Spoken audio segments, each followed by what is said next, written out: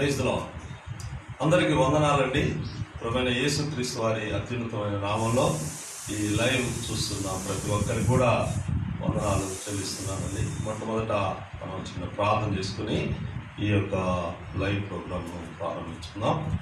ప్రేమ పరిపూర్ణుడు మా ప్రియ పరలోకపు తండ్రి, జీవం గల దేవ, యేసు ప్రభు నామంలో నీకు వందనాలయ్యా. మమ్మల్ని ప్రేమించి తండ్రి మాకు ఇచ్చిన ఈ గొప్ప ఆధిక్యతను బట్టి నీకు వందనాలు. మా మధ్యలో నీ సంచారాన్ని ఉంచినందుకు వందనాలు. మాతో మీరు మాట్లాడటానికి ఇష్టపడినందుకు వందనాలు ప్రభా. మరి మీరు మా మధ్య ఆది నుంచి అంతం వరకు ఉండి ప్రభా ఈ యొక్క ప్రోగ్రామ్ను మీరు సక్సెస్ఫుల్గా నిర్వర్తించడానికి కృప దయచేస్తారని, అనేకులు దీన్ని తిలకిస్తుండగా వారి హృదయాల్లో ఒక నూతన కార్యాన్ని జరిగించటకు కావలసిన వాక్యాన్ని స్వేచ్ఛగా విడుదల చేస్తారని, అంధకార శక్తులను యేసు నామంలో బంధించి ప్రభా మీ యొక్క కృప మా మధ్య ఉంచుతారని నమ్ముతూ ఈ ప్రార్థన మీరు విన్నందుకు వందనాలు, స్తుతులు చెల్లించుకుంటూ యేసు ప్రభు నామంలో వేడుకుంటున్నాం తండ్రి, ఆమేన్.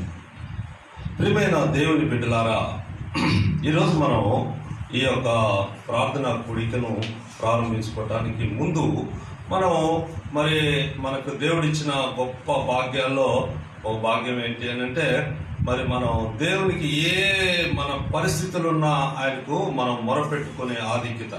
అంటే ప్రార్థన ద్వారా మరి మన మొరను దేవునికి మనం ఇచ్చే అవకాశాన్ని దేవుడు మనకు కల్పించిండు. మన పితరులైన మరి ఇశ్రాయేలీయులు కూడా వాళ్ళు మరి ఐగుప్తులో ఉన్నప్పుడు వాళ్ళు భయంకరమైన పరిస్థితుల్లో వాళ్ళు మొరపెడుతూ వచ్చారు. వాళ్ళు నిజంగా మొరపెడుతూ వచ్చారు. వాళ్ళ మొరను మరి మన దేవుడు విని వాళ్ళకున్న పరిస్థితులను ఎరిగి వాళ్ళను మరి ఆ యొక్క భయంకరమైన పరిస్థితుల్లో నుంచి వాళ్ళను బయటికి తీసుకొని రావడానికి ఆయన ఎన్నో ప్రణాళికలు చేస్తూ వచ్చిండు. కాబట్టి ఈరోజు మనం ఆలోచించాల్సింది ఏంటంటే, నిన్ను నన్ను సృష్టించిన దేవుడు, నిన్ను నన్ను ఈ లోకంలో మరి ఆయన మనల్ని నిర్మించిన తర్వాత నిన్ను నన్ను పట్టించుకోకుండా ఆయన లేడు. ఆయన ఎప్పుడు కూడా ఆయన కనుదృష్టి లోకమంతటా సంచారం చేస్తుందంట.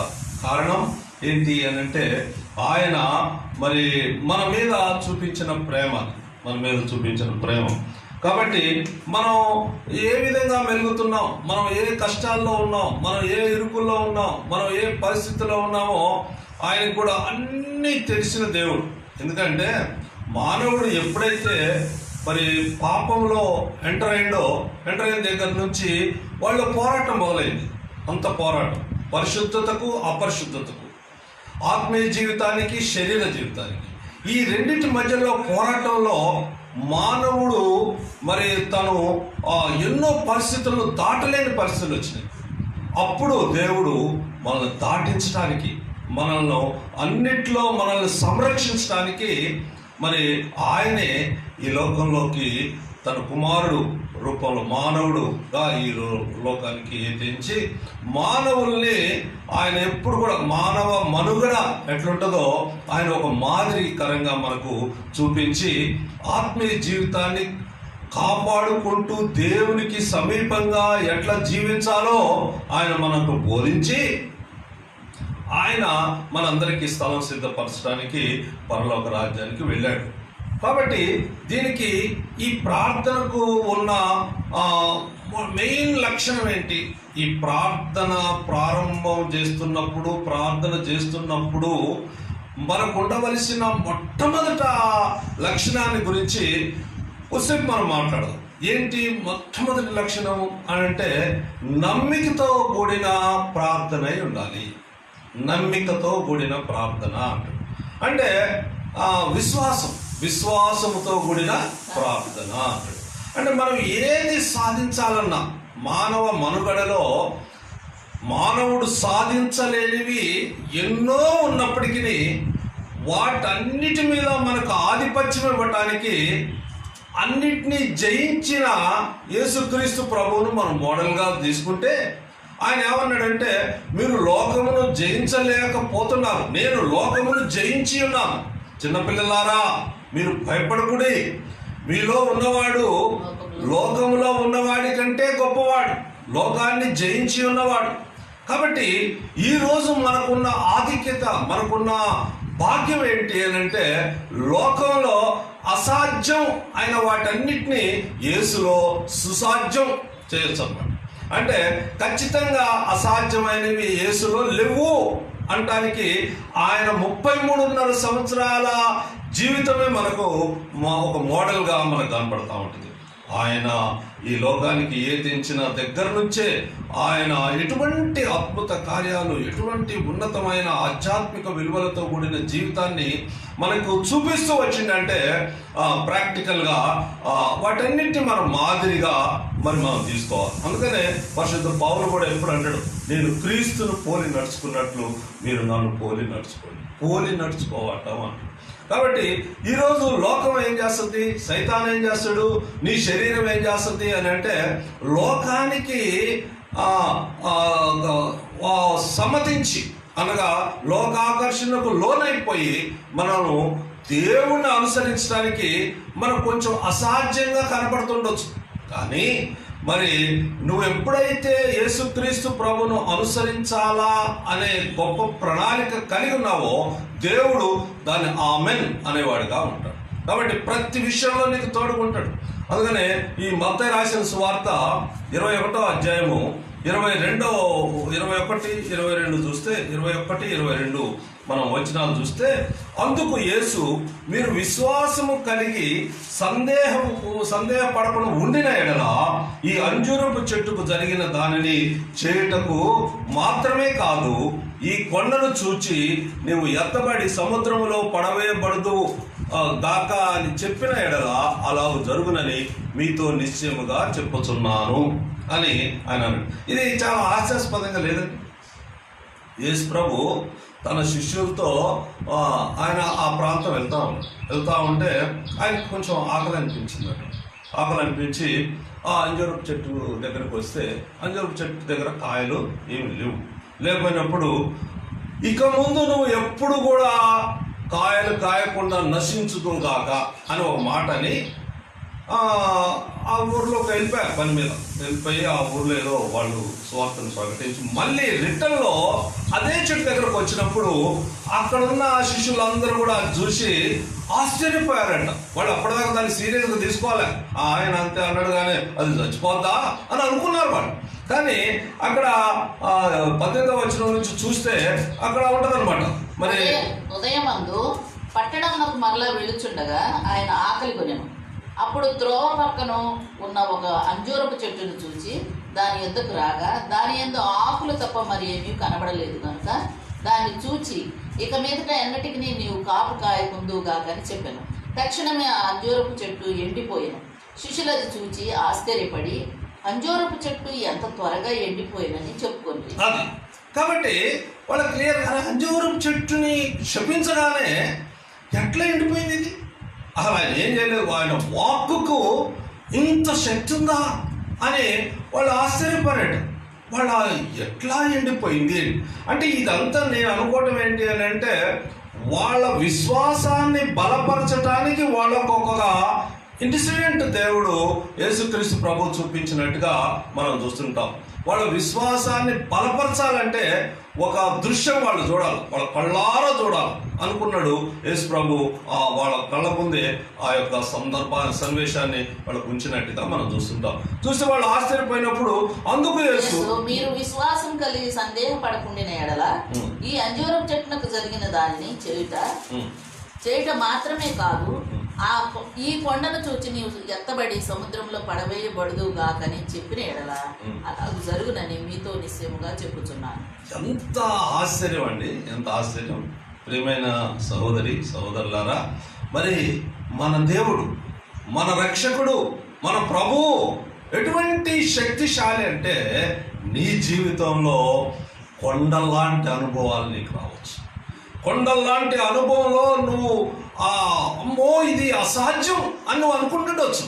కానీ దేవుని వాక్యం సెలవిచ్చేది ఏంటంటే, ఈ చిన్న సాదృశ్యం చూసే మీరు ఆశ్చర్యపోతున్నారు. చూడండి, ఇంకా మీకు విశ్వాసం ఉంటే ఏం జరుగుతుంది అంటే, సందేహం పడకుండా మీరు అడిగితే ఏమైందంటే, మరి ఈ కొండ కూడా ఎత్తబడి ఆ సముద్రంలో పడవేయబడదు చెప్పితే అలా జరుగునని మీతో నిశ్చయముగా చెప్పుచున్నాను. మరియు మీరు ప్రార్థన చేయనప్పుడు అవి మీరు దొరికినవని నమ్మాలా. కాబట్టి ఇక్కడ మనం ఆలోచించాల్సింది ఏంటంటే, మనం ప్రార్థన చేస్తాం. చాలా మంది ప్రార్థన చేస్తారు. ఎప్పుడు చేస్తారు? ఏదో కష్టాలు వచ్చినప్పుడు, ఏదో శ్రమలు వచ్చినప్పుడు, లేకపోతే రొటీన్ ఎవ్రీడే చేయాలి కాబట్టి చేస్తాం. మరి ఏదైనా పోయేటప్పుడు ఏమైనా ఆపద వస్తుందేమో ముందుగానే ప్రార్థన చేసుకొని పోతే ఆపుతారు. నా మటుకు నేను కొన్నిసార్లు మోటార్ సైకిల్ మీద కూర్చొని అమ్మో యాక్సిడెంట్ ఏమి కాకుండా ముందు దేవుడిని అడగాలి అని ప్రార్థన చేసుకొని స్టార్ట్ చేస్తాం. కాబట్టి ఇట్లా మనం ప్రార్థన ఎన్నో రకాలు ఉంటాయి. ప్రార్థన ఎన్నో రకాలుగా చేస్తుంటాం.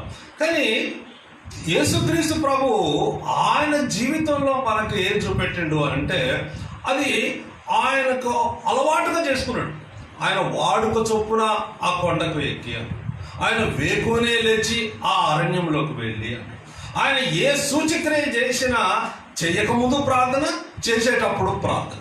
ఆయన 5 రొట్టెలు 2 చేపలు పట్టుకుని ఆకాశం తట్టు చూసి ఆశీర్వదించి వారందరికి పంచిపెట్టాడు. వాళ్ళందరూ ఆశ్చర్యపోయారు. 5 రొట్టెలు 2 చేపలు 5,000 మందికి ఎవడు పంచగలడు, ఎవడికి సాధ్యం అని వాళ్ళందరూ అనుకున్నారు. ఈయన మనకు మినిస్టర్ అయితే బాగుంటుంది, ఫుడ్ మినిస్టర్ అయితే ఆయన అందరికి ఫ్రీగా భోజనం ఆయన ఇవ్వగలడు. అయితే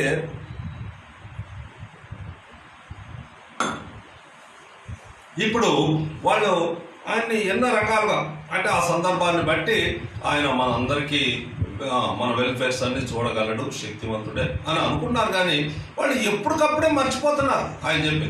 కానీ ప్రతి ఒక్కటి కూడా యేసుక్రీస్తు ప్రభువు వాళ్ళకి అర్థమయ్యే రీతుల్లో చక్కగా ప్రణాళిక ప్రకారం వాళ్ళకు బోధిస్తూ వచ్చారు. కాబట్టి ఈరోజు మరి మనం ఏమనుకోవాలా అంటే, మరియు మీరు ప్రార్థన చేయనప్పుడు వేటిని అడుగుదరో అవన్నీ దొరికినాయని నమ్మిన మీరు వాటన్నిటిని పొందుతారని వారితో చెప్పారు. కాబట్టి ఈరోజు మనం ఎట్ట చేయాలా అంటే, ప్రార్థన కూర్చున్నప్పుడు ఒక రిక్వెస్ట్ నువ్వు పెట్టినప్పుడు ఏం చేస్తావు? అది నువ్వు మనసులో ఆయన మీద నీకు విశ్వాసం నిండుగా ఉన్నప్పుడు నువ్వేం చేస్తావు అంటే, నా దేవుడు నాకు అనుగ్రహించిండు అని అంటావు. సపోజ్ మరి ఈరోజు సెల్ ఫోన్ రంగంలో మరి ఏదైనా మనం చూడాలి, నీ బ్యాంక్ అకౌంటే ఉన్నప్పుడు అందులో బ్యాంకులో డబ్బులు పడ్డాయి అని ఎవరైనా నీకు ఇవ్వాల్సిన వాళ్ళు ఎవరు చెప్పారు వెంటనే నువ్వేం చేస్తావు? అది ఓపెన్ చేసి పడ్డాయా పడలేదా అని చూస్తావు.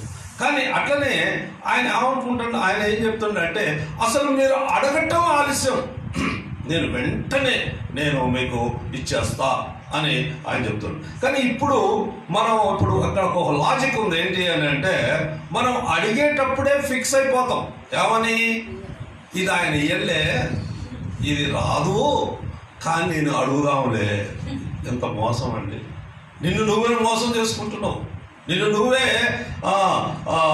అబద్ధంలో నడుస్తున్నావు. ఎందుకు అని అంటే, నీ హృదయంలో నువ్వు ఫిక్స్ అయిపోయి, నా రక్షకుడు సజీవుడు, నా రక్షకుడు నాకు ఖచ్చితంగా సహాయం చేస్తాడు అని నువ్వు ఫిక్స్ అయిన తర్వాత నీ ప్రార్థన మొదలు పెట్టాలి. నీ ప్రార్థన మొదలుపెట్టిన తర్వాత నువ్వేం నమ్మాలా అంటే, ఖచ్చితంగా నా ప్రార్థన ఆయన దగ్గరకు వెళ్ళింది. మనం చూస్తాం, పేతురుని తీసుకుపోయి చెరసాల్లో వేశారు. చెరసాల్లో వేస్తే చెరసాలలో చాలా సెక్యూరిటీ పెట్టారు. ఎటువంటి సెక్యూరిటీ అంటే, ఎట్టి సందర్భంలో పేతురు బయటికి రావటానికి వీల్లేదు, అటువంటి సెక్యూరిటీ పెట్టేశారు. ఆయన వాళ్ళందరి మధ్యలో జైల్లో ప్రశాంతంగా నిద్రపోతున్నాడు. మరి ఎట్లా పోతున్నాడు నాకు అర్థం కాలేదు. మనకి ఏదైనా కష్టం వస్తే, ఏదైనా పరిస్థితులు బాగాలేకపోతే ఆ రాత్రి నిద్ర పట్టదు. చాలామంది వాళ్ళు అనుభవాలు చెప్తుంటారు, రాత్రి నిద్ర లేదన్నా, ఈ మాట వినగానే నాలో కలవరం వచ్చిందన్నా అని అంటారు. మరి పేతురు విషయంకి వచ్చేసరికి ఆయన్ని భయంకరంగా ఆయన ముందు ఒక ఆయన్ని హింసించి చంపేసి ఆయన తీసుకుపోయి జైలు వేస్తే ఆయన ప్రశాంతంగా నిద్రపోతున్నాడు. అంటే ఆయనకి దేవుడి మీద ఉన్న నమ్మకం, విశ్వాసం ఏదో అచంచలమైంది. ఖచ్చితంగా దేవుడు రక్షిస్తాడు, నేను ఇంకా పని చేసేది చాలా ఉంది, దేవుడిని చూపెట్టాలా నా జీవితంలో అని ఆయన ముందు ఫిక్స్ అయ్యాడు. కాబట్టి నిశ్చలంగా హాయిగా నిద్రపోతుండట. నిద్రపోతుంటే దేవుడే ఇన్వాల్వ్ అయ్యి ఒక దేవదూతను అక్కడికి పంపితే ఆ దేవదూత వచ్చి పేతురుని తట్టి లేపిందంట. మనం చూడు దేవదూత రాగానే టక్కుమని లేచి కూర్చుంటాం నిద్ర పట్టక. తట్టి లేపితే పేతురు అదొక డ్రీమ్ అనుకుంటున్నాడు, అదొక కళ అనుకొని లేచి పేతురు నీ నడికట్టు కట్టుకో, నీ చెప్పులు వేసుకో, నువ్వు నాతో రా అని ఆయన తీసుకొని అట్లా వెళ్ళిన తర్వాత కొంత దూరం పోయిన తర్వాత ఊరు అవతలకు వెళ్ళిన తర్వాత ఆ దేవదూత అదృశ్యమైంది. పేతురుకు తెలిసింది ఏంటి అంటే ఇది కళ కాదు, ఇది నిజమే అని తెలిసిపోయింది. కాబట్టి ఆయనకున్న నమ్మకాన్ని దేవుడు ఎంత గొప్పగా గణపరిచిండో మనం ఇక్కడ చూస్తున్నాం. కాబట్టి మన జీవిత యాత్రలో నీ మనసాక్షే నీ ప్రార్థనలో సత్యం ఉన్నదా లేదా అనేది నీకు ప్రబోధిస్తుంది, నీ మనసాక్షి. అయితే నువ్వు నమ్మాలి, మీరు ప్రార్థన చేయనప్పుడు వేటిని అడుగుదరో అవి దొరికినవి నమ్మిన ఎడలా మీరు వాటిని పొందుదరని వారితో చెప్పాను. కాబట్టి ఈరోజు నువ్వు నేను తెలుసుకోవాల్సింది ఏంటి అని అంటే మన ప్రార్థన సత్యమైనదై ఉండాలా. మన ప్రార్థనలో అబద్ధం ఉండటానికి వీల్లేదు. ఆయిస్తే ఇచ్చింది ఇవ్వకపోతే ఇవ్వలే, ఒకసారి అడిగి చూద్దాంలే, ఒక రాయేస్తే అయిపోలే, అది కరెక్ట్ కాదు. దేవుడు ఖచ్చితంగా ఆయన రూఢిగా చెప్పేది ఏంటి అని అంటే విశ్వసించిన ఎడలా దేవుని మహిమను చూతువు అని దేవుని వాక్యం. విశ్వసించిన ఎడల నీ జీవితంలో వచ్చే కష్టాల్లో, ఇరుకుల్లో, ఇబ్బందుల్లో నువ్వేం చేయాలంటే విశ్వసించాలా.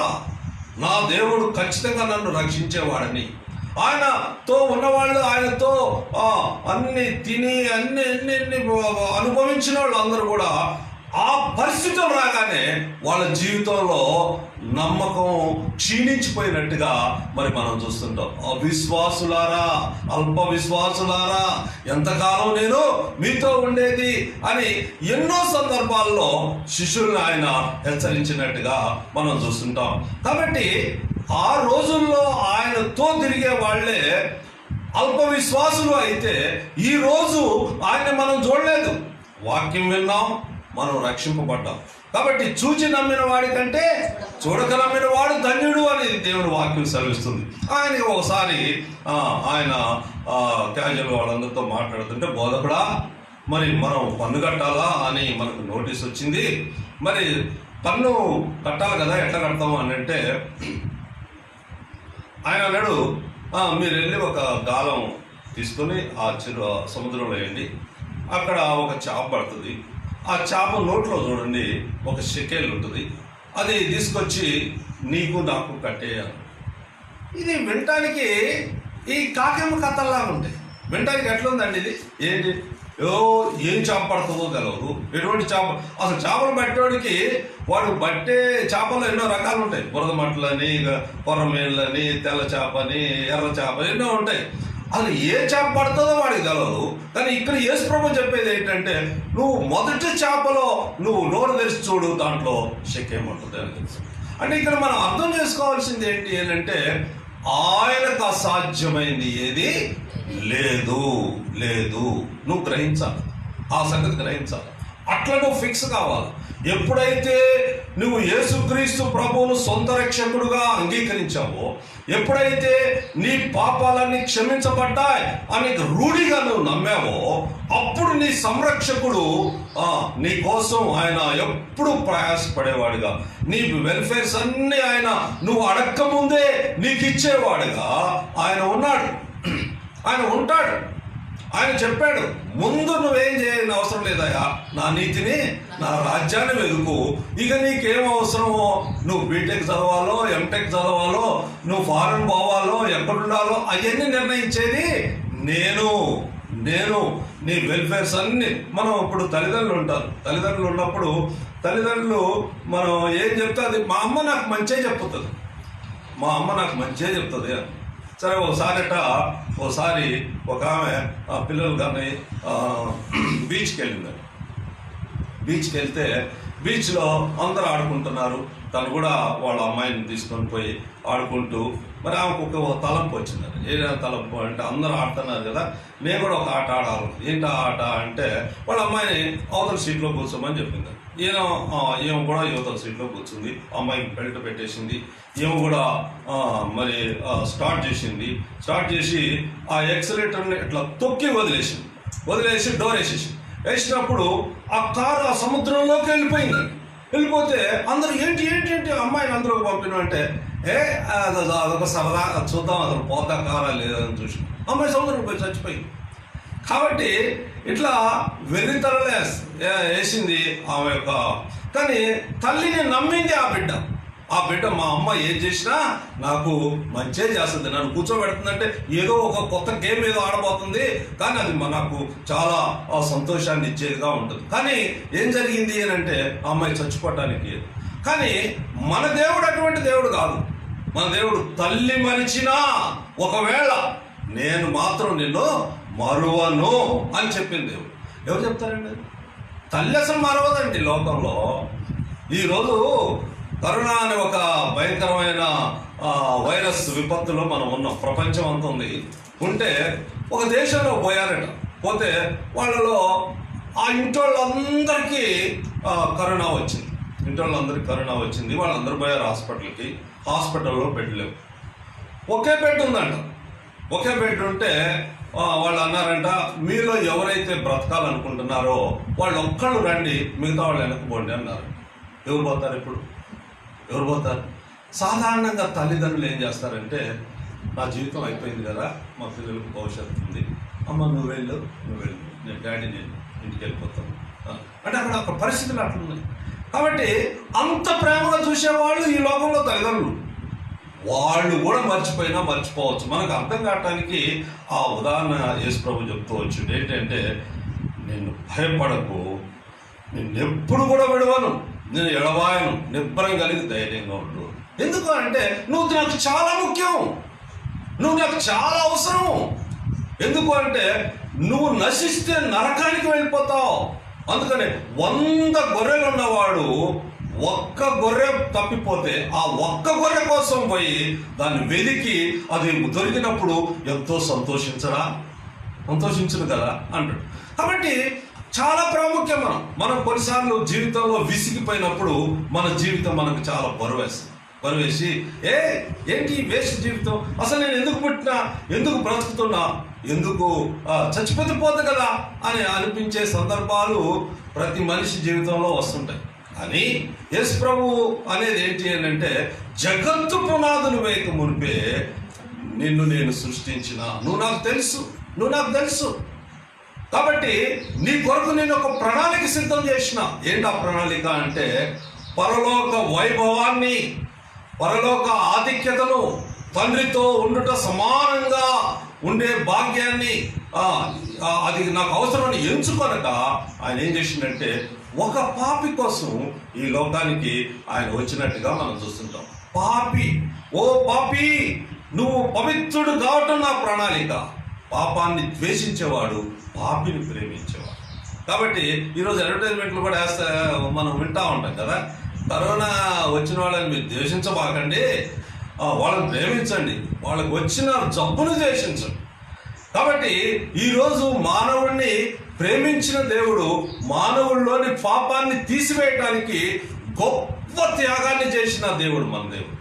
ఎంత గొప్ప త్యాగం అంటే, ఆయన ప్రాణాన్ని ఇచ్చి నిన్ను నన్ను కొనేసిండు. నువ్వు సొత్తు కాదు, విలువ చేత కొనబడ్డవాడవు కాక నీ దేహంతో, నీ బ్రతుకుతో నన్ను ఆరాధించు, నన్ను కొనియాడు, నీకు కోసం నేను స్థలం సిద్ధపరచబోతున్నా అనే దేవుడుగా ఆ దేవుడు. హెబ్రీయులకు రాసిన పత్రిక 11వ అధ్యాయం 6వ వచనం. మనం ఎప్పుడూ చెప్పుకుంటాం ఈ మాట. హెబ్రీయులు 11:6. విశ్వాసము లేకుండా దేవునికి ఇష్టడై ఉండుట అసాధ్యము. దేవుని యొద్దకు వచ్చేవాడు ఆయన ఉన్నాడని తన్ను వెదుకు వారికి ఫలము దయచేయువాడని నమ్మవలెను గదా. కాబట్టి ఈరోజు ఓ విశ్వాసి, ఓ ప్రభు రక్తంలో కడగబడ్డ ఓ విశ్వాసి, నువ్వు నీ జీవితంలో నువ్వేం చేయాలా అంటే విశ్వాసము లేకుండా దేవునికి ఇష్టడై ఉండుట అసాధ్యం. దేవునికి ఇష్టడై ఉండాలా అంటే ఇదిగో ఈయన నా ప్రియకుమారుడు, ఈయన మాట వినుడి. కాబట్టి ఆయన మాట వినాలా. దేవుడు నేను ఏంటి అని అంటే, నువ్వు ఒకవేళ నన్ను విశ్వసిస్తే నా మాట విను. ఏంటి నీ మాట ఏంటి? రెండు దారులు. ఏ దారి కావాలో మానవ, ఒకటి పరలోకం, మరి ఒకటి పాపం. కాబట్టి ఈరోజు మానవుడు ముందు 2 దారులు ఉన్నాయి. మానవుడు మనుగడలో, మానవుడు జీవిస్తున్నప్పుడు వాడికి ఎదురయ్యే పరిస్థితులు ఉన్నాయి.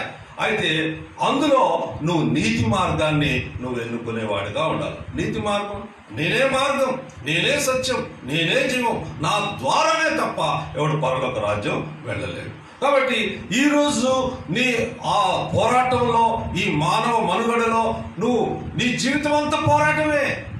పుట్టిన దగ్గర నుంచి ఈ లోకాన్ని విడిచిపెట్టేదాకా నీ జీవితంలో నువ్వు పోరాటంలోనే ఉండాలి. పోరాటం లేకపోతే నువ్వు లోకంలో కలిసిపోయినట్టే.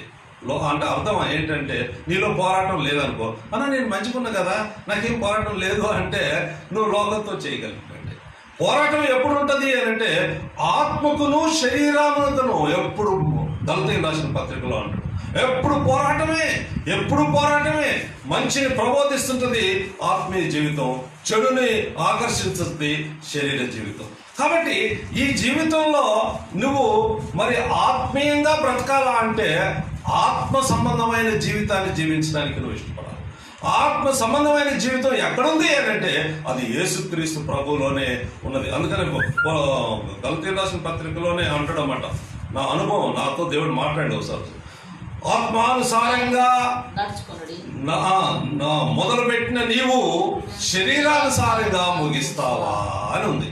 కాబట్టి నేను ఒకసారి ప్రభు నమ్మిన తర్వాత మరి ఆ కష్టాలకు ఓర్చుకోలేక ఫైనాన్షియల్ ట్రబుల్స్కి ఒక చిన్న ఉద్యోగానికి నా స్నేహితుడి దగ్గర పోయినా.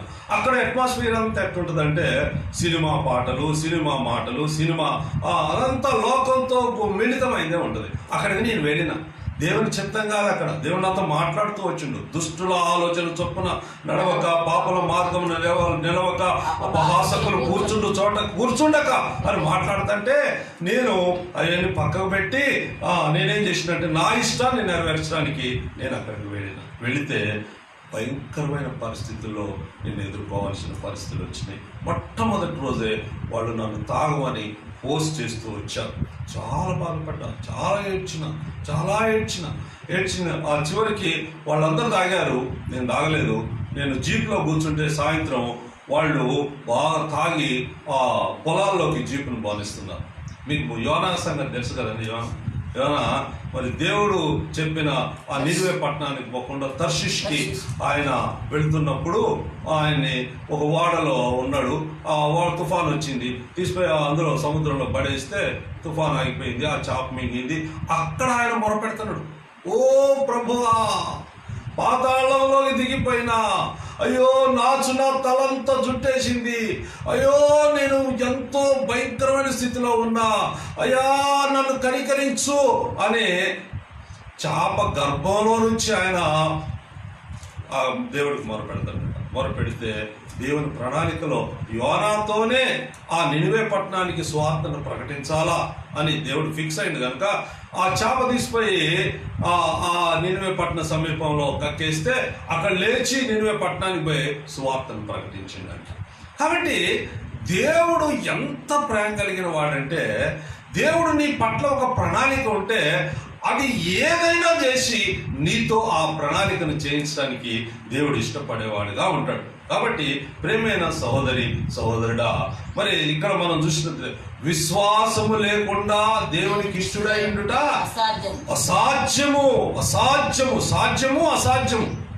రెండు మాటలు దేవుని నోటి నుంచే ఆ అసాధ్యం అనే మాట వస్తే ఇక సాధ్యం అనేది ఎవరు చెప్పగలరండి? ఎవరు చెప్పగలరు? ఎవరు చెప్పలేరు. దేవుడు ఒక్కడే చెప్పగలడు. ఇది మనుషులకు అసాధ్యమే, కానీ దేవునికి సమస్తము సాధ్యం. సమస్తము సాధ్యం. నాకు ఖచ్చితమైన నమ్మకం ఏంటంటే, ఒకప్పుడు నేను పాపిని ఇష్టానుసారంగా తిరుగుతున్నాను. ఈ కథ కాదు, వాస్తవం. ఇష్టానుసారంగా జీవిస్తున్నా, నా అన్కంట్రోల్, నా ఇష్టం వచ్చినట్టుగా నేను జీవిస్తున్నా.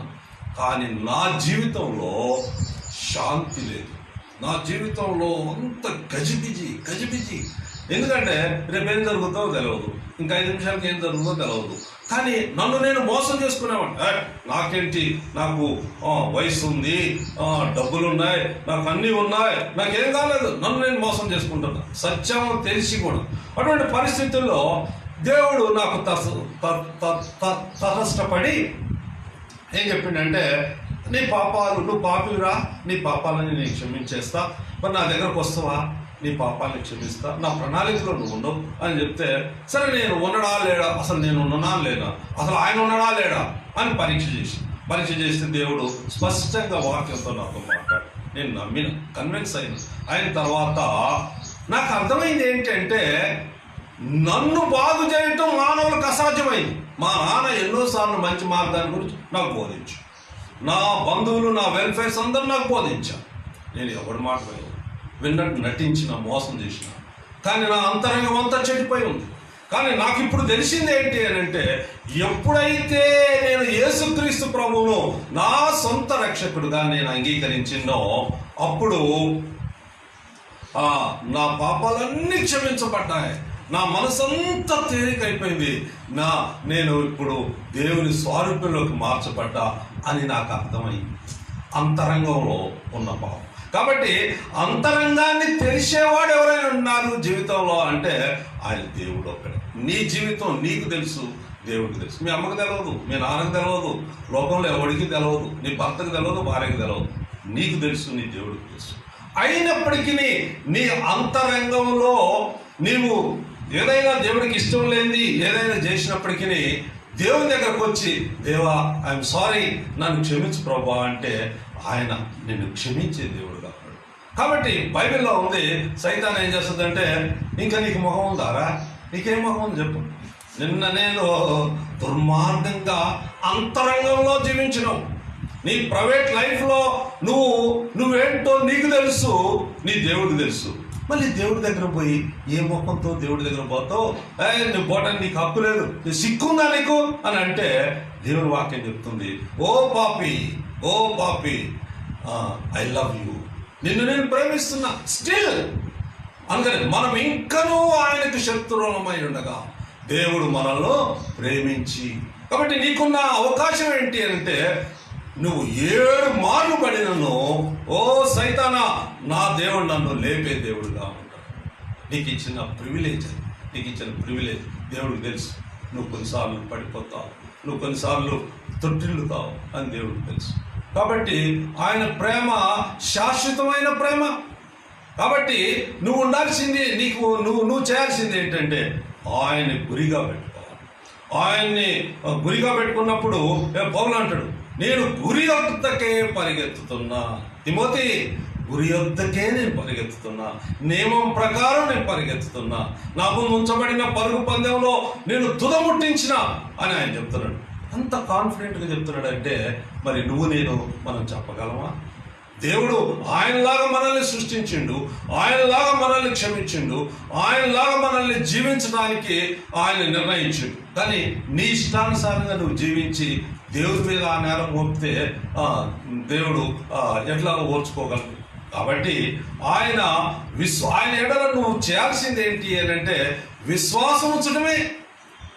సరే, ఆయన దగ్గరికి ఎంతో మంది వచ్చి అయ్యా నువ్వు అది చేస్తావట, నువ్వు ఇది చేస్తావట, మరి మాకు ఇన్ని నీడ్స్ ఉన్నాయి, మాకు ఇంత కొరతలు ఉన్నాయి, మరి ఇవన్నీ తీరుస్తావా అని అడిగితే ఆయన అన్నాడు, మీకు విశ్వాసం ఉంటే చాలు, ఇవన్నీ కూడా నేను తీరవగలను అని అంటే వాళ్ళేమన్నారు తెలుసా? మా విశ్వాసాన్ని నువ్వు స్థిరపరిస్తే మేము విశ్వాసం ఉంచుతాం అని మరి చెప్తూ వచ్చారు. మరి మనం చూసినట్టయితే ఒక వ్యక్తిని మీ ముందు ఉంచుతా. ఆయన ఎవరంటే లూకాసు వార్త బహుశా 10వ అధ్యాయం అనుకుంటా. ఒక గుడ్డివాడు బోధకుడా అని 34 వచ్చిన 10:30 చూడండి. మార్కా లూకా వార్తలో ఒక గుడ్డివాడు ఉంటాడు. ఎరుకో పట్టణంలో ఒక గుడ్డి వ్యక్తి మనకు కనపడుతుంటాడు. ఆయన ఏం చేస్తాడంటే యేసు ప్రభు తన శిష్యులతో పాటు అందరితో పాటు అడిపోతాడు. ఎరుకో పట్టణానికి 10:40 చదవమ్మా. వారు ఎరుకో పట్టణంలోకి వచ్చిరి. ఆయన తన శిష్యులతోనూ బహు జనసమూహంతోనూ ఎరుకో నుండి బయలుదేరి వచ్చుచుండగా తీమయి కుమారుడగు బర్తిమయి అను గుడ్డి భిక్షకుడు త్రోవ పక్కన కూర్చుండెను. ఈయన నజరేయుడని యేసు అని వాడు విని, దావీదు కుమారుడా యేసు, నన్ను కరుణించుమని కేకలు వేయ మొదలు పెట్టిను. ఊరకుండుమని అనేకులు వాడిని గద్దించరు గాని వాడు దావీదు కుమారుడా నన్ను కరుణించుమని మరి ఎక్కువగా కేకలు వేసాను. అప్పుడు యేసు నిలిచి వారిని పిలువుడని చెప్పగా వారు ఆ గుడ్డివాడిని పిలిచి, ధైర్యం తెచ్చుకొను, ఆయన పిలుచుచున్నాడు, లెమ్మని వానితో చెప్పి. అంతటా వాడు బట్టను పారవేసి దిక్కున లేచి యేసునొద్దకు వచ్చాను. కాబట్టి అక్కడ మనం చూసినట్టయితే రెఫరెన్స్ ఏం చెప్పినాం? 10వ అధ్యాయం 46 నుంచి చూస్తే ఏముందంటే మొట్టమొదట వాడేవుడు అని అంటే ఒక గుడ్డివాడు అంటే తెలుసు కదండి, దేహంలో అన్ని భాగాల కంటే నయనం ప్రధానం. నేను ఎప్పుడు మెరుగుతూ ఉన్నప్పుడు ఏం చేస్తా, వాక్యం అన్న చదువుతాం, ప్రార్థన చేసుకుంటాం, వార్తలను చూస్తాం, మరి సెల్ ఫోన్లో ఏమైనా ప్రసంగాలు ఏమన్నా చూస్తూ ఉంటాం. నాకు ఎప్పుడు అనిపిస్తుంది కళ్ళు పోతే అతను ఆల్మోస్ట్ చచ్చిపోయినట్టే. ఏముండదు చూడండి, ఒకసారి కళ్ళు మూసుకొని చూడండి, ఏమీ కానీ ఉండదు, మన జీవితానికి ఏమి ఉండదు. కాబట్టి ఎంత ప్రధానమైందంటే నయనము. కాబట్టి నీకు అంతరంగంలో మరి అక్కడ కూడా ఒక నేత్రం ఉంది. ఆ నేత్రాన్ని మనం బాహ్యంగా చెప్పాలంటే ఒక గుడ్డివాడిని పట్టుకొని, ఎట్రా బాబు నువ్వు పుట్టుగుడ్డి కదా, నువ్వు ఇప్పుడు ఎట్లా చూస్తున్నావు అని అంటే, ఏమోనండి ఒకప్పుడు నేను గుడ్డివాడినే, ఇప్పుడు చూస్తున్నా, ఒక ఆయన వచ్చి నన్ను బాగా చేసిండండి, నేను చూస్తున్నా అలా. అట్టనే ఇక్కడ ఈ వ్యక్తి కూడా భిక్షకుడు అంటే లోకంలో అది ఒక పెద్ద పదం అండి, పెద్ద ఉన్నతమైన స్థితి. భిక్షకుడు కాదు, చాలా హీనమైన స్థితి. గుడ్డోడిగా పుట్టిన తర్వాత ఏం చేసిండంటే, మరి భవిష్యత్ తన పరిస్థితులు ఏంటో మనకు తెలవదు, అక్కడ రాసిపెడ ఉండలేదు. తను భిక్షమెత్తుతున్నాడు, ఆయన రోడ్డు పక్కన ఉన్నాడు, ఆయన భిక్షకుడు, ఆయనకి హీన స్థితి ఉంది. కానీ ఈజ్ రిచ్ మ్యాన్. ఎందుకు రిచ్ మ్యాన్ అంటానండి? రిచ్ మ్యాన్ యేసును గురించి విన్నాడు అని ఆయన, దావీదు కుమారుడా ఊరకుండమని కేకలు, వాడు దావీదు కుమారుడా నన్ను కరుణించమని ఎక్కువగా. అప్పుడు యేసు వారిని పిలువడని చెప్పగా వారు ఆ గుడ్డివాడిని పిలిచి, ధైర్యం తెచ్చుకొను, ఆయన నిన్ను పిలుచుచున్నాడు, లెమ్మని. కాబట్టి వాడికి ఏముంది అని అంటే, ఒక నిరీక్షణ ఉంది, ఒక విశ్వాసం ఉంది. యేసు ప్రభువుని గురించి విన్నాడు. ఇప్పుడు యేసు ప్రభువుని గురించి విన్నోళ్ళల్లా అందరికీ విశ్వాసం ఉంటే వాళ్ళకి నిరీక్షణ వస్తుంది. విశ్వాసం ఉంటే నిరీక్షణ వస్తుంది. కానీ వీడు ఎప్పటి నుంచో ఆపర్చునిటీకి వాడు ఎదురు చూస్తున్నాడు. ఏమని, ఎప్పుడైనా యేసు ప్రభు నా ముందు నుంచి పోవడం తటస్థించకపోద్దా, పోయినప్పుడు నేను ఆయన్ని అడిగితే ఆయన కళ్ళియకపోతాడా అని వానికి ఒక విశ్వాసం ఉంది. కాబట్టి గుడ్డి భిక్షకుడు విశ్వాసం గలవాడై ఎట్లున్నాడు, యేసు అని విని, ఈయన నజరేయుడైన యేసు అని విని, దావీదు కుమారుడా. కాబట్టి యేసు చరిత్ర అంతా కూడా ఆ గుడ్డివాడికి ముందుగానే తెలుసు. ఎందుకు ఎట్లా తెలుసు అని చెప్పగలము? అక్కడ ఉన్న వాళ్ళు అడిగారు, ఎవరయ్యా ఆయన పోయేది అంటే, ఈయన నజరేయుడైన యేసు అని వాడు విని మరి ఏమని పిలవాలా? యేసు, నజరేయుడైన యేసు అని పిలవాలి. కానీ వాడు అట్లా పిలవాలి. ఏమని పిలుస్తున్నాడు? దావీదు కుమారుడా యేసు నన్ను కరుణించుమని వాడు కేకలు వేసును. కాబట్టి దావీదు కుమారుడా. ఇది ఎంత దూరం పోయిందో తెలుసా అండి? అబ్రహాము కుమారుడైన, దావీదు కుమారుడైన యేసుక్రీస్తు వంశావళి. మత్తయి సువార్త 1వ అధ్యాయంలోకి వెళ్ళిపోయి అక్కడ ఎట్లా ఎన్ని వచ్చినాయి అంటే చివరికి యెషయా కుమారుడైన దావీదు కుమారుడైన యేసుక్రీస్తు అని వస్తాం. కాబట్టి దావీదు కుమారుడనే సంగతి వాడు తెలుసుకున్న వాడుగా ఉన్నట్టు మనం చూస్తుంటాం. కాబట్టి ఇక్కడ మనం చూసినట్లయితే ఏముంది అని అంటే దావీదు కుమారుడు అని చెప్పిండు అని అంటే యేసుక్రీస్తును గురించిన వార్త వాడు ముందుగానే విన్నాడు. యేసు గురించిన వార్త వాడు ముందుగానే విని దావీదు కుమారుడా నన్ను కరుణించు అని కేకలు వేస్తే యేసు వానిని పిలవనప్పుడు అని చెప్పాను.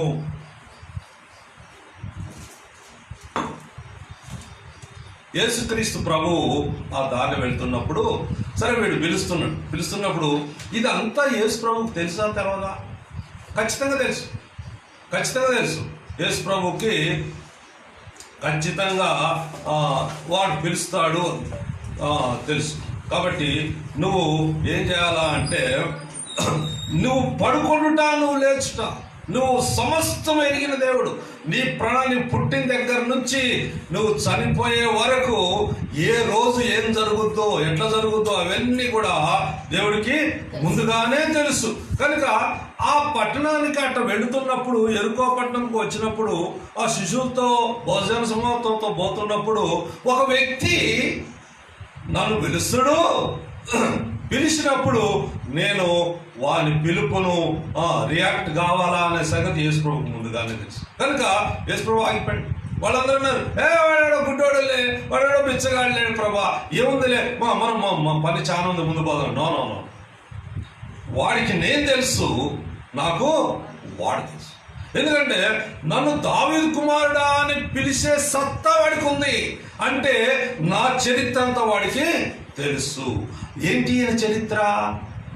మానవుల్ని క్షమించడానికి దేవుడు తన ప్రియ కుమారుని లోకానికి పంపుతాడు అనే సంగతి వాడికి తెలుసు. ఈ మనుష్య పాపాలే క్షమించగలిగిన దేవుడు మనుషులకు కలిగిన రోగాలు బాగా చేయలేడా? మనుషులకు కలిగిన లోట్లు తీర్చలేడా? కాబట్టి తీర్చలేడు. నాకున్నది ఏంటి అంటే శరీరానికి గుడ్డితనము. వాడు ఆత్మలో గుడ్డివాడు కాదు, శరీరంలో గుడ్డివాడు. కనుక వాడిని పిలిచినప్పుడు యేసు ప్రభు వాడి పిలుపుకు వెంటనే ఆయన గ్రహించి ధైర్యము తెచ్చుకొనుము, ఆయన నిన్ను పిలుచుచున్నాడు. ప్రియమైన సోదరులారా, నీ జీవితంలో దేవుడు నిన్ను పిలిచినప్పుడు నువ్వేం చేయాలా? ధైర్యం తెచ్చుకోవాలా. ఆయన నిన్ను పిలుచుతున్నాడు. మరి మనం చాలాసార్లు పాటింటాం కదండి, రమ్మనుచున్నాడు యేసు ప్రేమతో అని. ఆయన ఎప్పుడు కూడా ఆయన చేతులు ప్రేమతో నీ వైపు చాస్తూనే ఉంటాయి. నీకున్న లోట్లు ఎరిగిన దేవుడు, నీకున్న పరిస్థితులు ఎరిగిన దేవుడు, నీకున్న ప్రతి విషయాన్ని తెలుసుకున్న దేవుడు. కనుక ఆయన ఎప్పుడు కూడా నీకు సంరక్షకుడు, నిన్ను పరలోక రాజ్యానికి తీసుకొని పోగలిగిన అర్హత కలిగిన సమర్థుడైన దేవుడు ఆయన. ఆ సంగతి నువ్వు జ్ఞాపకం చేసుకోవాలి. కానీ మనం ఎప్పుడు ఎట్లా ఉంటామంటే, ఇంతకుముందే నేను చిన్న ప్రసంగం చేసిన, ఎప్పుడు ధైర్యాన్ని పోవాలంటే ఏది శరీర సంబంధంగా ఏదో ఒక లోటు ఉన్నప్పుడు నీకు ఆశ జరిగింది, నువ్వు అక్కడ పోయి ఈత కొట్టాలని. కానీ ఈత కొట్టాలన్నప్పుడు నువ్వు దాని మీద కూర్చొని 2 కాళ్ళు అందులో వేసి తడుపుకున్నంత మాత్రంలో ఈత నీకు వస్తుందా? రాదు.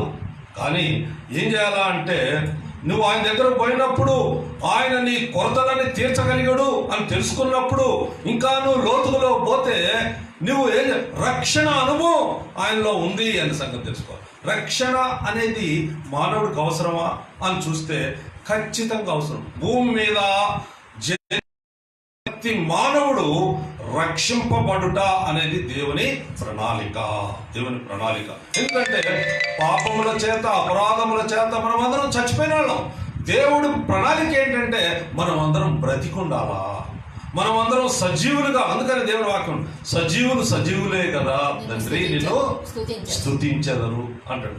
కాబట్టి నువ్వు బ్రతికుండాలంటే బ్రతికించేవాడైన యేసుక్రీస్తు ప్రభువును నువ్వు ఆశ్రయించాలా. ఆయన నియమం ప్రకారం నువ్వు మారుమనసు పొందాలా, నీ పాప క్షమాపణ పొందాలా. అప్పుడే నువ్వు ఆయన ఎందరు అంగీకరించిరో వారందరికీ దేవుని కుమారులగుటకు ఆయన అధికారాన్ని అనుగ్రహించేవాడు. కాబట్టి ఈరోజు యేసు ప్రభు ఎవరు అనంటే దేవునితో మనల్ని ఐక్యం చేయగల ఒక దారి, ఒక సత్యం, ఆయనే జీవం. కాబట్టి అటువంటి యేసుక్రీస్తు ప్రభువును నువ్వు ఆర్జించినట్లయితే నీ జీవితంలో నువ్వు అడుక్క తినే స్థితి నీది నాది. ఏంటంటే ఈ లోకంలో వాడు గుడ్డోడికి నీకేమి తేడా లేదు. ఎందుకంటే వాడికి విశ్వాసం ఉంది, ఇంకా నీకు విశ్వాసం లేదు. చాలా మందికి విశ్వాసం గురించి చెప్పిన విశ్వాసానికి కర్త, దాన్ని కొనసాగించేవాడైన యేసు వైపు చూచి ముందుకు సాగిపోదాం. కాబట్టి యేసుని పరిచయం చేయటం అంటే విశ్వాసాన్ని వాడికి పరిచయం చేయటం అని అర్థం.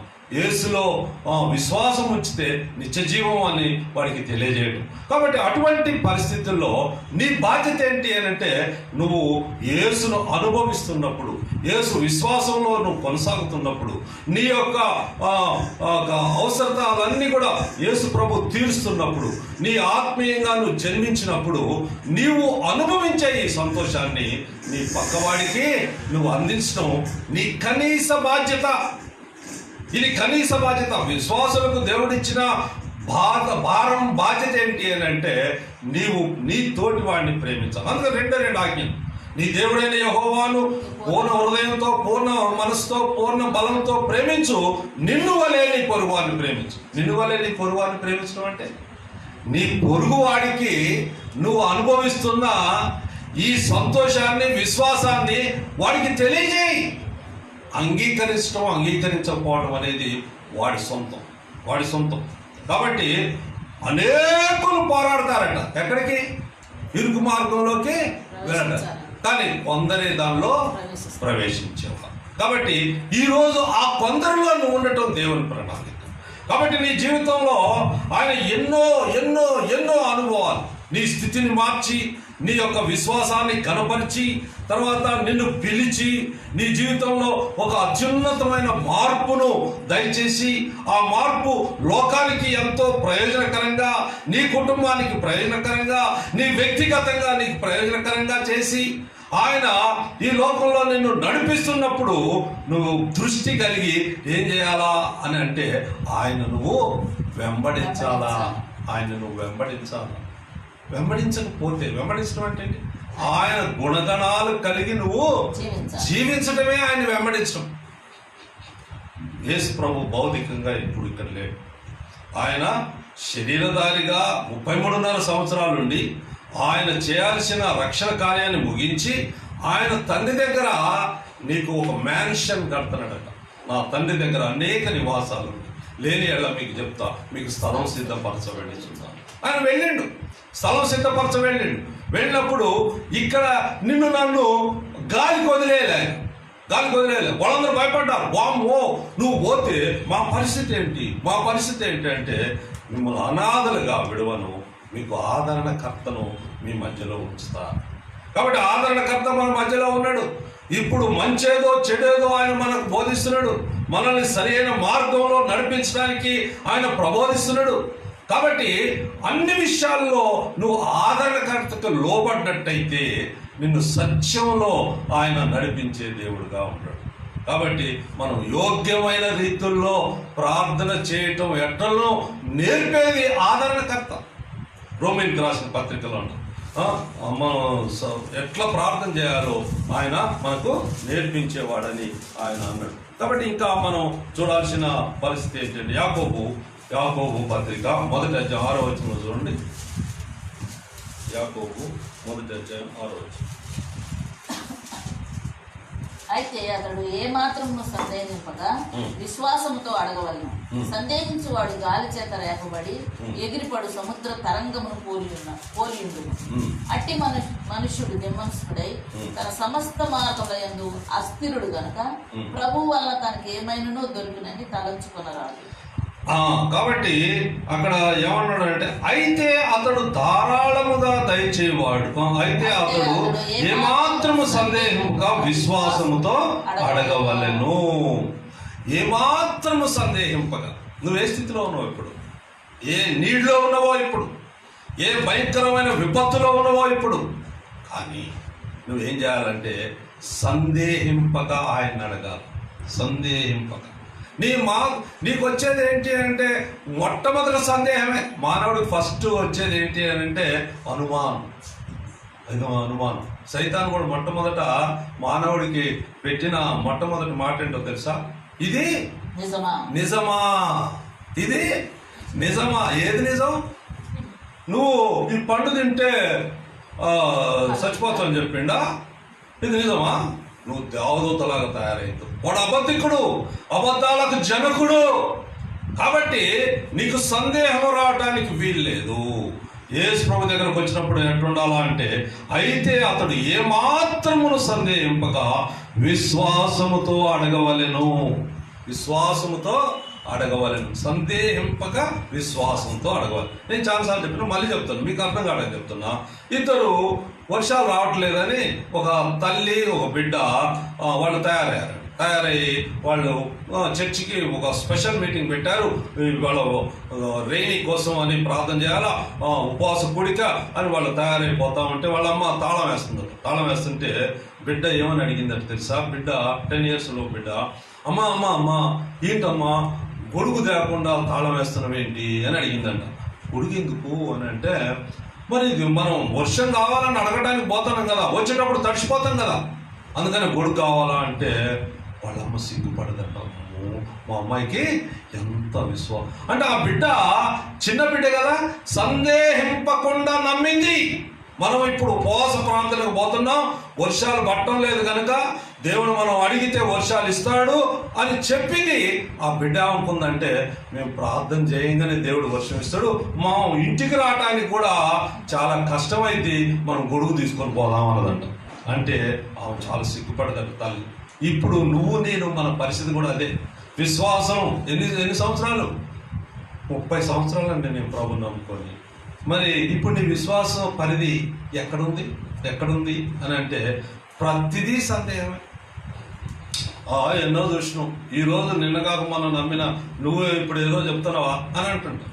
కానీ నువ్వు ఎంత కాలమైందని నమ్మినది క్రైటీరియన్ కాదు. ఏంటి అని అంటే నువ్వు ఎంత విశ్వాసంతో అడుగుతున్నావు అనేది దేవుడు చూసేవాడుగా ఉంటాడు. కాబట్టి అక్కడ ఏం చేయాలా? అతడు ఏమాత్రమును సందేహముగా విశ్వాసముతో అడగవలెను. సందేహించువాడు గాలి చేత రేపబడి ఎగిరిపడు సముద్ర తరంగములు పోలి ఉండును అంటాడు. ఎగిరిపడు సముద్ర తరంగాలు పోలి ఉంటాడు అని దేవుని యాకోబు గారు మరి ఆ పత్రికలో రాస్తున్నాడు. కాబట్టి ప్రియమైన సోదరి, ప్రియమైన సోదరుడా, నువ్వు దేవుని దగ్గరకు వచ్చినప్పుడు, నీ విన్నపం దేవుడికి పెట్టినప్పుడు నువ్వు సందేహిస్తూ అడుగుతున్నావా, సందేహింపకుండా అడుగుతున్నావా? నీకే లోటైనా కానీ అది అసాధ్యమని అందరూ చెప్పిన. ఒక డాక్టర్ దగ్గర పోయి ఇది అసాధ్యం అండి, ఇక నీకు న్యాయం కాదు, లేకపోతే ఇక నీకు ఇది కాదు అని చెప్తే సందేహింపకుండా అడగాలనిపించిన దేవుడు ఉన్నాడు. ఆయన చెప్తున్నాడు, అసాధ్యమైన వాటిని నేను ఖచ్చితంగా చేయగల సమర్థుడైన దేవుణ్ణు. కాబట్టి నా దగ్గరికి రా. నా మటుకు నేను ఎప్పుడు అనుకుంటా, నేను మారు మనసు పొందటమే ఒక అసాధ్యం, కానీ దేవుడు నన్ను ఎరిగి నన్ను జ్ఞాపకం చేసుకొని పాపకూపంలో నుంచి మరణానికి పాత్రుడైన నా జీవితాన్ని మార్చు. ఇంతకంటే అద్భుతం ఏమో కావాలా? నాకైతే ఇంకేం లేదు. నేను అందరితో నేను చెప్తా. ఈ వయసుకు వచ్చిన నేను, నా సమకాలికులు అందరూ కూడా అవిశ్వాసులై మరి ఎన్నో వ్యసనాలకు బానిసలైపోయి వాళ్ళు ఈ లోకాన్ని విడిచిపెట్టి వెళ్ళిపోయారు. నేను వాళ్ళకంటే మంచివాడిని కాదు, ఇంకా ఒక రకంగా చూస్తే వాళ్ళు నాకంటే మంచివాళ్ళు అయి ఉంటారు. కానీ దేవుని ప్రేమ నా దగ్గరకు వచ్చినప్పుడు నేను అంగీకరించాను. దేవా, నువ్వు ఉన్నవాడు అని కనుక్కున్నా. నేను అంత తేలిక అంగీకరించలేదు అనుకోండి. నేను తోమ లాంటి వాడు, కొద్దిగా చూసినావు. నేను ప్రభా మరి నిజంగా నీ ఉనికి ఉన్నది అంటే ఒకసారి నాకు చూపెట్టి దేవా అంటే ఎట్లా చూపెట్టాలా అన్నాడు. నా పేరు పెట్టి పిలువ పిలిచిండు.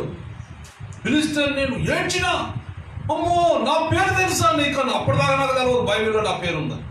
కనుక ప్రేమైన సహోదరుడా, ఆయన ఉన్నవాడు, ఆయన అనువాడు, ఉన్నవాడని అనువాడు, ఆయన ఆది అంతం లేనివాడు, ఆయన నిన్ను ప్రేమించినవాడు, ఆయనకు అసాధ్యమైంది ఏమి లేదు.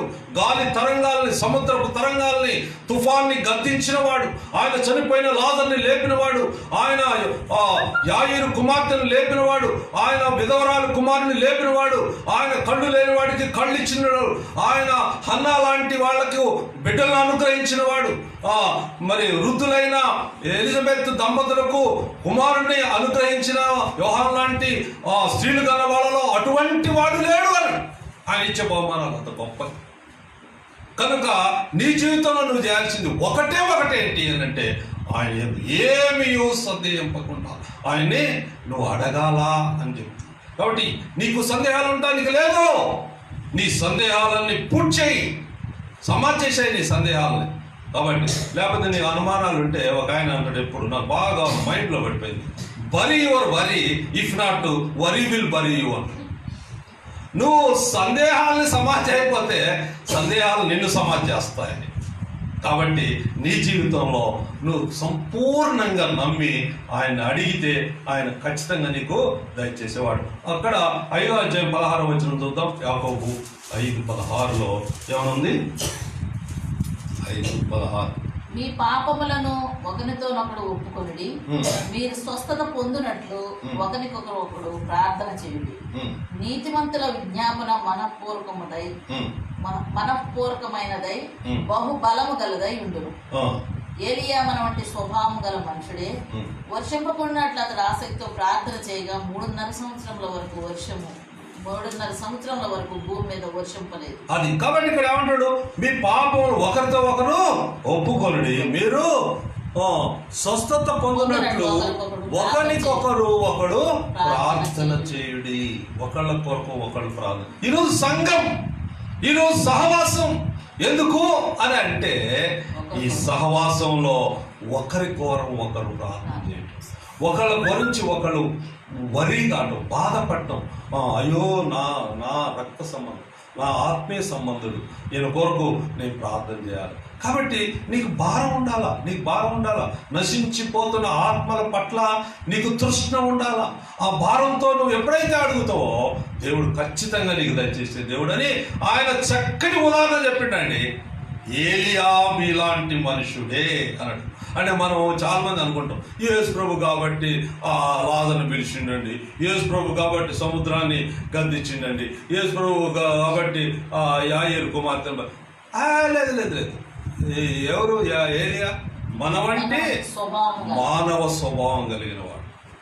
యేసు ప్రభు కూడా is complete man, is complete God. ఆయనలో దైవత్వంతో కూడిన మానవుడు, పరిపూర్ణమైన మానవుడు, పరిపూర్ణమైన దేవుడు ఆయన. ఎందుకు అని అంటే ఆయన చనిపోకపోతే, రక్తం కార్చకపోతే, మానవ శరీరాన్ని ఆయన ధరించకపోతే ధర్మశాస్త్రం నెరవేరదు.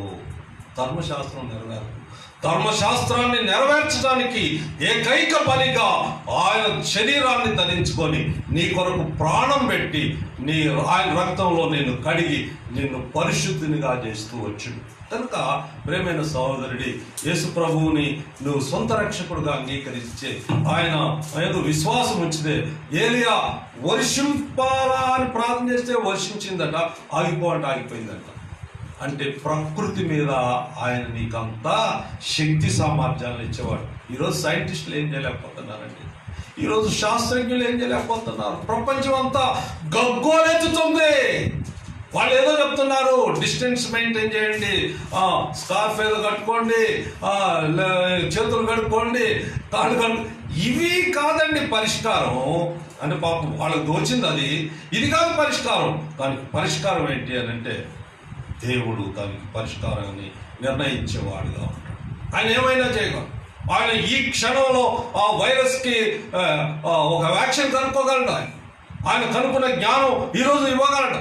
కానీ దేవుడే అనుమతిస్తే నువ్వు కానీ నేను కానీ ఎవ్వరము ఏమీ చేయదు. ఆయనకు అసాధ్యమైనది ఏమీ లేదు. కానీ మరి దేవుడికి నువ్వు ఇష్టడుగా జీవిస్తే, దేవుడిని నువ్వు ప్రేమిస్తే, దేవుడి యందు నువ్వు విశ్వాసం ఉంచితే నీ అల్పమైన ప్రార్థన ఆయన అంగీకరించేవాడు. ఈరోజు ప్రార్థన చేయి. ఈరోజు ప్రభు దగ్గర మొరపెట్టు, ప్రభువా నా పరిస్థితులు ఉంది అంటే ఖచ్చితంగా నీకు ఆయన మరి సమాధానం అనుగ్రహించేవాడు. ఖచ్చితంగా మీరు నా సొత్తు, విలువ చేత మిమ్మల్ని కొన్నా, నా చేతుల్లో మిమ్మల్ని చెప్పుకున్నా, మీ కొరకు స్థలం సిద్ధపరుస్తున్నా, నేను మీకోసమే ఆలోచిస్తున్నా అని అభయం ఇచ్చిన దేవుడు నీ దేవుడు. కనుక అట్టి దేవుణ్ణి సొంత రక్షకుడుగా నువ్వు అంగీకరిస్తే నువ్వు ధన్యుడు అయిపోతావు. ప్రార్థన చేసుకొని ముగించుకుందాం. కళ్ళు మూసుకోండి. ప్రార్థన.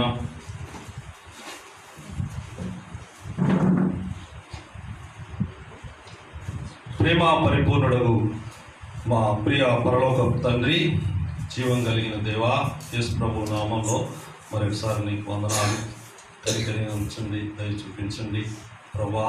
గొప్ప దేవుడు, మహిమాపూర్ణుడు, శక్తి సంపన్నుడు, యథార్థవంతుడు ప్రభా. మానవుల రక్షణార్థమై పరలోక రాజ్యాన్ని విడిచిపెట్టి ఈ లోకానికి మానవుడుగా నీ కుమారుని పంపిన దేవుడు ప్రభా. ఆయన మానవులకు దేవుడికి మధ్యవర్తిగా ఈ లోకంలో ప్రధాన యాజకుడుగా ఉండి మానవులకు రక్షణ కావాలని ఆయన ధర్మశాస్త్రాన్ని నెరవేర్చడానికి తన శరీరమందు మానవుడు పాప పరిహారార్థమై బలిగా అర్పించబడి ఆయన పవిత్ర రక్తంలో మానవుడి పాపాలన్నీ కడిగి ఆయన దేవునితో సమానుడుగా మానవును తయారు చేసినందుకు నీకు వందనాలు ప్రభా. మేము శాసిస్తే ప్రకృతి సైతం మాకు లోబడుతుందని దేవుని వాక్యం సెలవిస్తుంది. సందేహింపకుండా అడగాలని చెప్తుంది ప్రభా. మేము సందేహింపకుండా అడగటానికి మా విశ్వాసాన్ని బలపరచండి దేవా. మా విశ్వాసాన్ని స్థిరపరచండి ప్రభా. మమ్మల్ని మీకెళ్ళి ఎల్లప్పుడూ చూస్తూ ముందుకు సాగిపోయే భాగ్యం దయచేయండి తండ్రి. ప్రస్తుత పరిస్థితిలో దేశం కరోనాతో ప్రపంచమంతా లాడిపోతుంది ప్రభా. కనికరించండి, దయ చూపించండి. అతిక్రమాన్ని క్షమించేవాడు, దయ చూపించేవాడు, కరుణ చూపించేవాడు, జాలి చూపించేవాడు ప్రభా. కనికరించండి. ఎన్నో లక్షల మంది చనిపోతున్నారు ప్రభా. అయ్యా కనికరించి ప్రభా దీనికి ఒక రెమెడీని కనిపెట్టండి ప్రభా. రెమెడీని దయచేయండి ప్రభా. మీరు తప్ప వేరే మార్గం లేదు ప్రభా. మీరొక్కడే మార్గం తండ్రి. మీరు ఏమైనా చేయగలరు తండ్రి. అయ్యా చేయండి నాయన. త్వరలోనే మేము సంఘంగా కూడుకొని, సహవాసంగా కూడుకొని నిన్ను ఆరాధించి, స్తుతించి, ఘనపరిచి నీ కొరకు బ్రతికే భాగ్యం మాకు దయచేయమని వేడుకుంటూ ఈ ప్రార్థన విన్నందుకు వేలాది వేల వందనాలు చెల్లించుకుంటూ యేసు ప్రభు నామంలో వేడుకుంటున్నాము తండ్రి. ఆమేన్.